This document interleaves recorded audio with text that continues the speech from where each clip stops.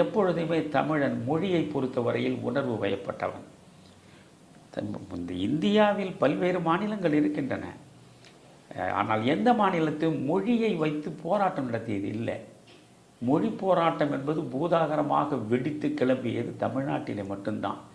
தீக்குளித்து இறந்தவர்கள் என்பதை நீங்கள் திரும்பி பார்த்தால் தமிழ்நாட்டில் மட்டும்தான் மொழிக்காக தீக்குளித்தவர்களை பார்க்க முடியும். இவ்வளவு தூரம் உணர்ச்சி வயப்பட்ட நிலையில் இருப்பவர்கள் தமிழர்கள்.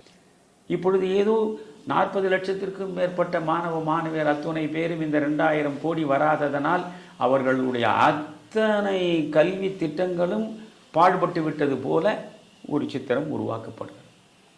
நான் என்ன கேட்கிறேன், காமராஜர் ஆட்சி பொறுப்பை விட்டு வெளியே இறங்குகிற பொழுது அதிகபட்சம் பார்த்தால் 110 கோடி ரூபாய் 120 கோடி ரூபாய் தான் அரசுக்கு வந்த வரி வருவாய்.